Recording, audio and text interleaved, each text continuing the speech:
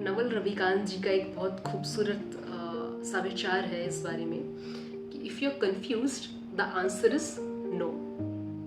अगर आप कन्फ्यूज्ड हैं किसी चीज़ को लेकर के तो उसका आंसर ना है, मतलब फिर आपको उस दिशा में आगे नहीं बढ़ना चाहिए।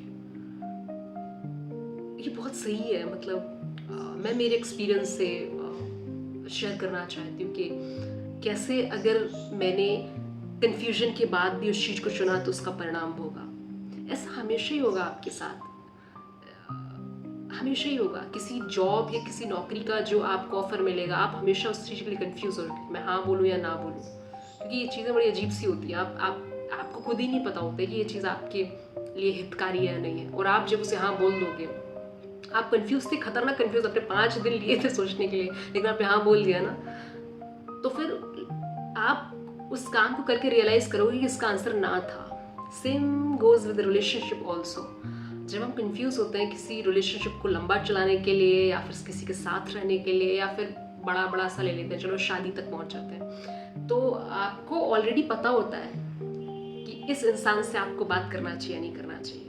ये जो भीतर का जो इंस्टिंक्ट, ये जो गट फीलिंग या फिर जो आपकी अंतरात्मा की आवाज़ होती है, बहुत कुछ बता रही होती है। और अगर उस चीज़ को लेकर के आप जरा से भी कंफ्यूज्ड हो तो जवाब ना ही होना चाहिए, फिर उस पर और नहीं सोचना चाहिए। लेकिन हम फिर भी ऐसा कर बैठते हैं। शायद प्रेशर होता है, शायद आवश्यकता होती है, या समझ नहीं आ रहा होता है, तो हम हमेशा गलत ही डिसीजन लेते आते हैं और हम हर चीज़ में कंफ्यूज होते हैं। बचपन से लेकर के अभी तक देखो ना, करियर में हम कंफ्यूज ही थे ना, हमने हर एक वो चीज़ कर ली जिनका जवाब ना था।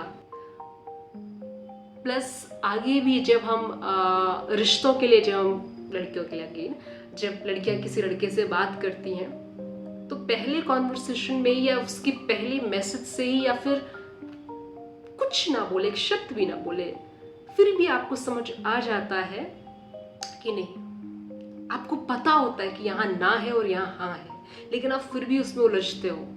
तो ये बहुत ज़रूरी है। अब मैंने जो सीखा है वो ये है कि अगर मैं ज़रा सी भी कंफ्यूज हूँ किसी भी चीज़ को लेकर के, किसी भी चीज़, मतलब मेरे ज़िंदगी में 2 ही बड़े फैक्टर चलते रहते हैं हमेशा, करियर और रिलेशनशिप। तो अगर मैं इन दोनों को लेकर के ज़रा सा भी कंफ्यूज होती हूँ, करियर मतलब कोई अपॉर्चुनिटी मिलती है और मेरा दिल ज़रा सा भी ऐसे ऐसे हो रहा है, मतलब एक क्षण में मेरे मुंह से हाँ नहीं निकला, तो मैं उसको ना कहने वाली हूँ किसी अपॉर्चुनिटी को। And same with relationship also. अगर मुझे किसी इंसान के साथ ज़रा सा भी मन में ऐसा ऐसा आ रहा है, तो मैं उसको ना ही बोलने वाली हूँ। ये बहुत ज़्यादा ज़रूरी है, क्योंकि मैंने हाँ बोल करके परिणाम भोगा।